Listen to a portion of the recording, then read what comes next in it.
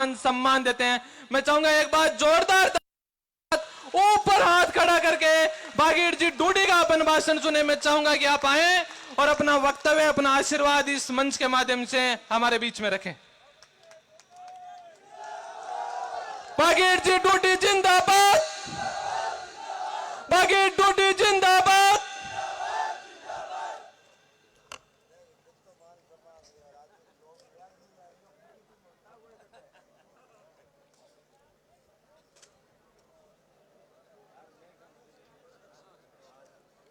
राम राम शाह,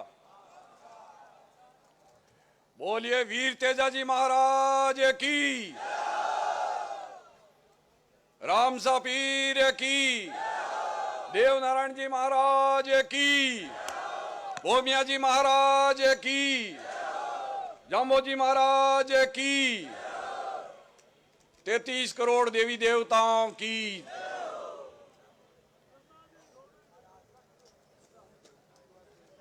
जसनाथ जी महाराज की जय। और बताओ सा, जो याद आए जो आप बता दो भी। अपने अपने इष्ट, सभी इष्ट देव की जय। आज नामांकन रैली में श्रीमती कनिका जी बेनीवाल साहब की रैली में अपन सब लोग और आपके और अपने सबके मंच पे विराजमान रालोपा सुप्रीमो श्रीमान हनुमान जी बेनीवाल साहब,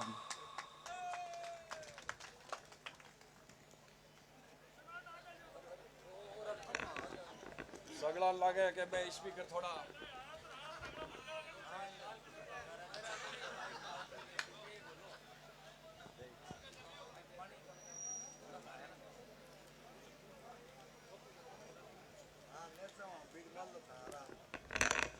और मंच पे विराजमान इंदिरा जी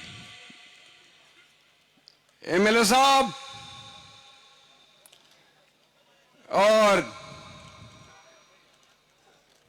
एमएलए सारस्वत साहब, मेघराज सिंह जी गुजर साहब, नारायण जी बेनीवाल साहब पूर्व एमएलए साहब और सम्मानित मंच,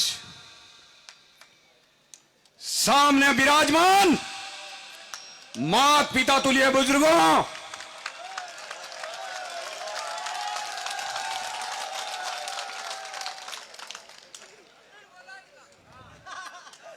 और इसी देश की युवा शक्ति,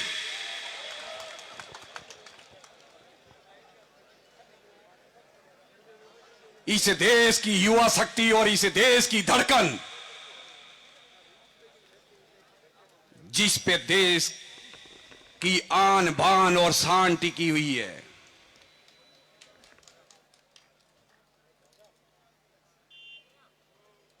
आज इस मंच पे आप सब लोगों का जो मुझे मान सम्मान मिला, इसके लिए मैं आप सब लोगों के 36 कौम के लोगों को बहुत बहुत मैं आपका आभारी हूं। और मुझे बड़ी खुशी है इस बात की कि यहां पे 36 कौम के लोग बड़े भाईचारे के साथ आज जो है एक टारगेट लेके आए हैं और एक उद्देश्य लेके आए हैं। वो क्या कि आने वाली जो 13 तारीख है, उस 36 कौम की लोगों ने यह मन के अंदर विचार कर लिया कि हमारे किसान नेता बेनीवाल जी का कद नीचा नहीं होना चाहिए। तो चाहे कोई भी शक्ति हो, चाहे भारतीय जनता पार्टी या कांग्रेस या कोई अन्य, आपके पांव इतने मजबूत जम चुके हैं इस पांव को ध्यान रखना और इस नींव पे विशेष ध्यान रखना। कहीं इधर उधर की बातों में आकर के या गलत फहमी फैला करके अपनी नींव को कमजोर कर दे, इस पे विशेष ध्यान रखना।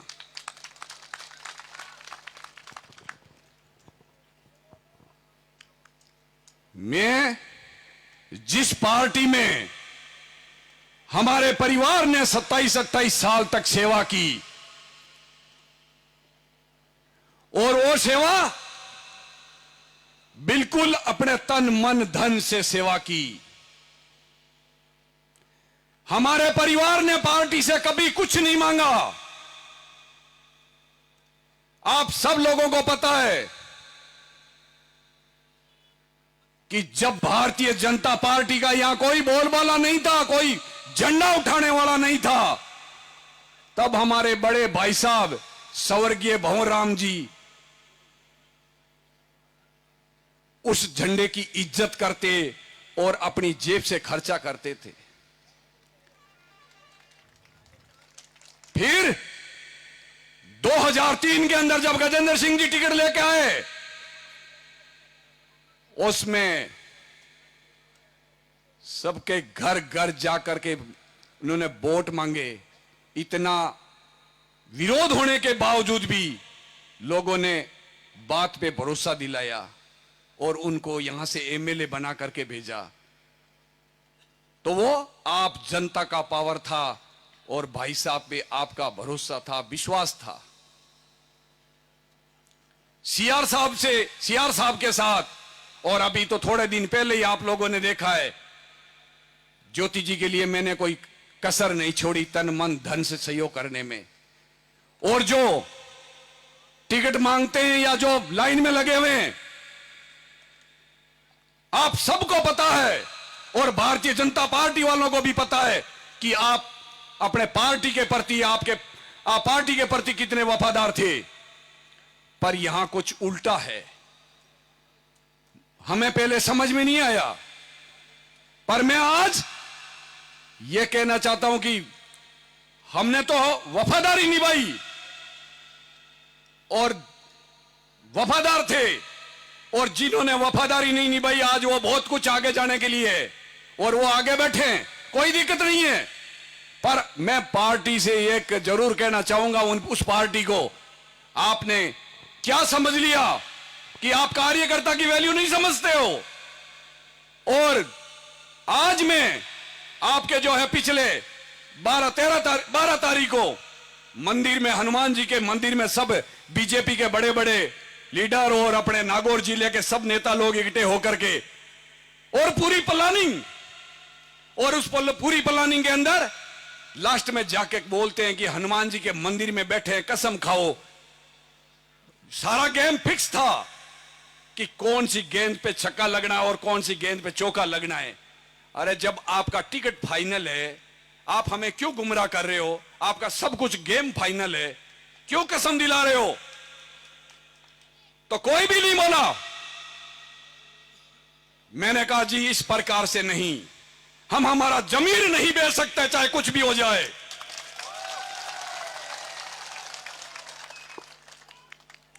यदि पार्टी इस तरीके का निर्णय लेती है बिना सोचे समझे, बिना कार्यकर्ताओं के पूछे, हम कभी भी साथ में नहीं दे, आपका साथ नहीं देंगे, क्योंकि आपका गेम फिक्स है और इस गेम फिक्स के अंदर हम नहीं पढ़ना चाहते। और बाद में कई बातें होती रही, मैं खुला बोल रहा था और जो है कई मीडियाओं ने मेरे से पूछा, अभी नहीं, आप पिछले कम से कम 4-5 साल से मुझे देख रहे हो, मैं आप लोगों के बीच में हूं, तो यहां एक ही बात पूछी जाती है, वो क्या कि आपका बेनीवाल जी के बारे में क्या बोलना है। क्योंकि मैं भारतीय जनता पार्टी में था तो उनका यह था कि ये उनके लिए क्या बोलते हैं, कितना उनकी क्या है, मतलब उनकी मंशा कुछ और होती है कि ये कुछ बोले, पर मैं इतना मेरा जमीर नहीं बेच सकता कि जो किसानों का मसीहा है, पार्टियां अलग हो सकती है, मत अलग हो सकते हैं, पर मैं ऐसे किसान नेता, जुंजारू नेता, उनके बारे में मैं गलत बोलूं? कौन से दिन रात एक करके अपने जो है रोडों पे पड़े रहते हैं किसान के हित के लिए, युवा पीढ़ी के लिए, अपने हक के लिए, छत्तीसों कौम के लोगों के लिए, और एक बड़ा जो है चारों तरफ हर जगह फैला रखा है कि साहब ये तो एक जाति ये क्या है? ऐसा नहीं है। उन लोगों ने गलत हवा कर रखी है।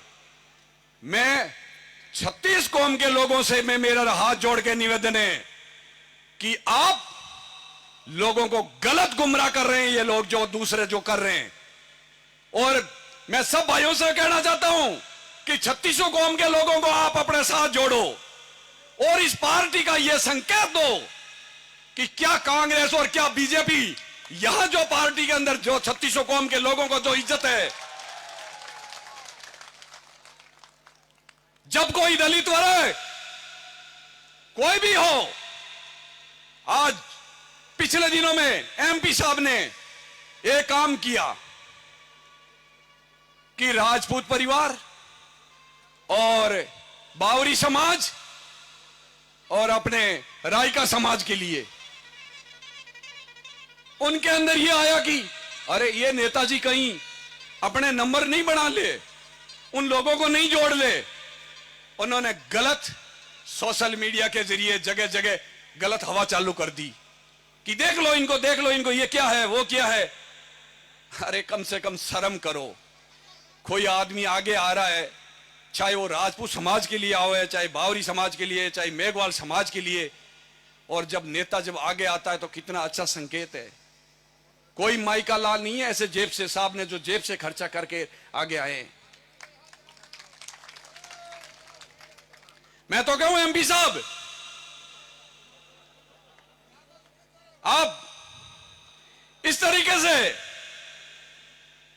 दुनिया चाहे कुछ भी बोलती रहे, पार्टी वाले चाहे कुछ भी बोलती रहे, आप अपना रास्ता मत छोड़ना। आपके पास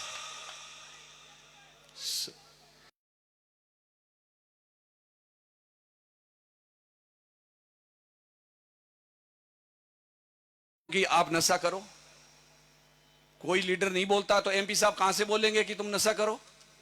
इनका तो खुद का रहता है कि कोई भी बच्चा यदि नशा करता है, घर में कोई भी आदमी है, तो भाई नशा छोड़ो। पर इन्होंने क्या हवा दे रखी है उस चीज को उल्टी साइड में बोलने के लिए कि मंच पे क्या बोले कि साहब जो नशा फैला रहे हैं, वो कर रहे हैं, ये कर रहे हैं।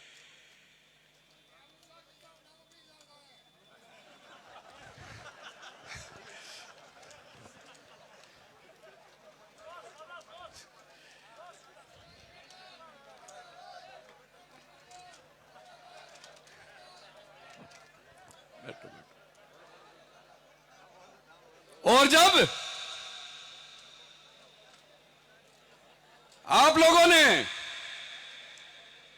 मन के अंदर एक विचार कर लिया कि हमारी खींवसर विधानसभा क्षेत्र है,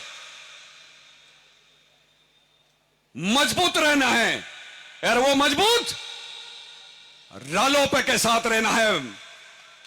आपको कितना अच्छा पार्टी मिली, रालोपा, राष्ट्रीय लोकदल पार्टी, यानी जो राष्ट्र का निर्माण करता है।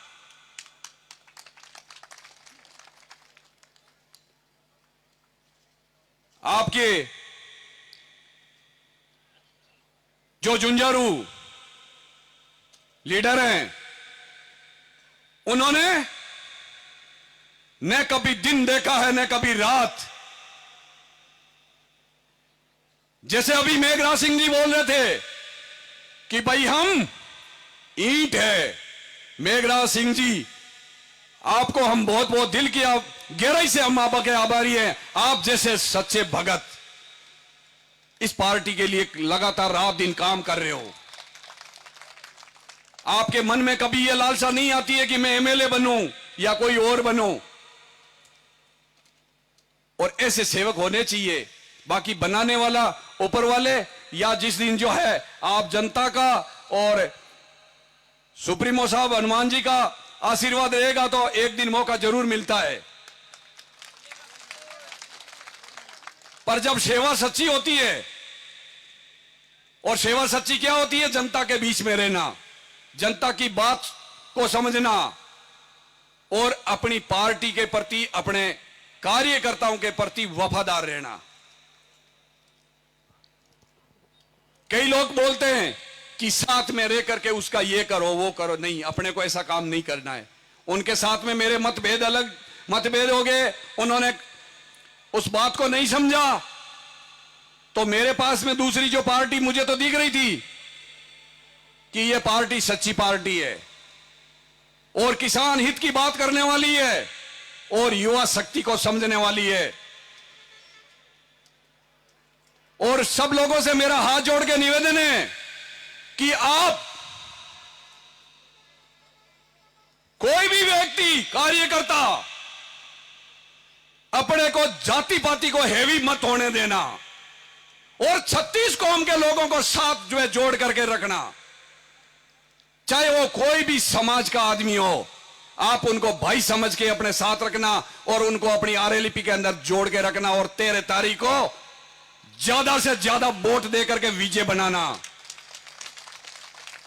और मैं दूसरी बात यह कहना चाहता हूं मेरे कार्यकर्ताओं से कि मैंने जब आप लोगों से पूछा, आपने कहा आप फैसला लो। कल जो मेरे वहां ऑफिस के अंदर मीटिंग थी, मैंने फैसला आप लोगों को, जनता को पूछ के लिया है कि मैंने बेनीवाल जी की पार्टी में जाना चाहिए, मुझे रालोपा में जाना चाहिए। और मैं जब इस पार्टी में आया, कईयों को फोन किया, कुछ को नहीं कर पाया, पर आप लोगों का था, मैंने मोबाइल पे डाल दिया। और एक बात मैं जरूर कहना चाहता हूं 36 कौम के लोगों को, मेरे कार्यकर्ताओं को, कि बेनीवाल जी जो हमेशा वोट लेकर के आते हैं, उससे तो ज्यादा कम से कम आप 30-40 हजार का और झपीट दो और कम से कम 1.5 लाख वोट लो इस विधानसभा क्षेत्र से, तब बात का मजा है। तब हमें लगेगा कि हम वास्तव में सारे कार्यकर्ता और जो है सच्चे भगत हैं। और इसमें यदि कहीं कोताही हो गई तो मैं आप सब लोगों को कहना चाहता हूं, 36 कौम के लोगों को जिनसे मेरा स्पेशल प्रेम है, मैं मेरे दिल की बात बोलता हूं कि मेरी बेइज्जती हो जाएगी। आप लोगों के, ये इज्जत रखना आप लोगों के हाथ में है।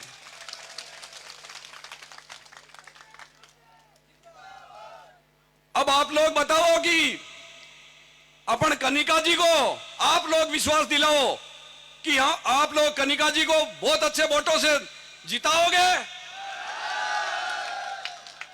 पक्की बात है। तो अब आप लोगों का विश्वास बना रहना चाहिए। आप घर घर जाकर के, और हर घर जाकर के आप बूथ पे, हर घर, हर घड़ी, हर मोहल्ले में जाकर के एक ही बात बोलनी है कि अपने को 13 तारीख को ज्यादा से ज्यादा जो है वोट रालोपा में डालवाना है, बोतल के निशान पे डलवाना है, क्योंकि बोतल में बहुत बड़ा दम है। कोई इधर उधर घूमते हैं ना, तो उसको लेकर के बोतल में डाल के ऊपर से ढक्कन बंद कर दो, साले अंदर फड़फड़ाते रहेंगे, कुछ नहीं होगा। और जब ऊपर से ढक्कन बंद हो जाता है तो अंदर पड़े पड़े घायल या फिर मारी जाता है।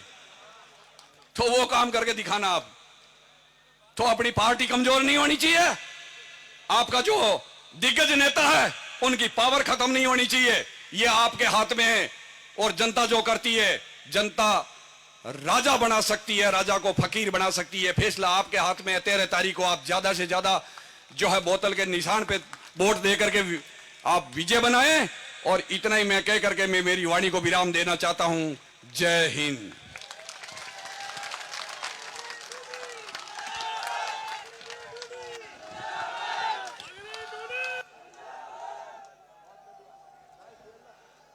बाकी डूडी जिंदाबाद।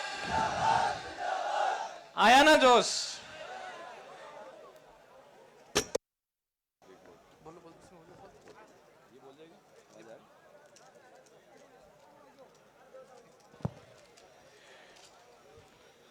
ये जो झंडा है रालोपा का, इसमें कई कलर है। ये कलर कई संकेत दे रहे हैं अपने को शांति का।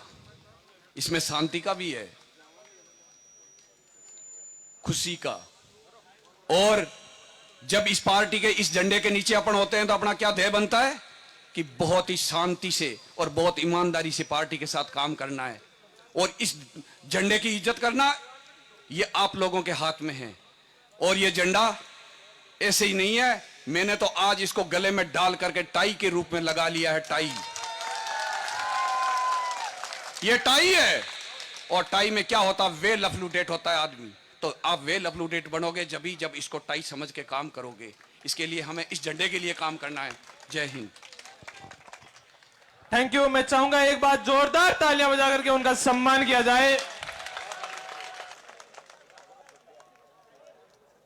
हनुमान जी बेनीवाल मोटा मोटी तौर से 20 से 25 साल अपने बीच में काम कर रहे हैं।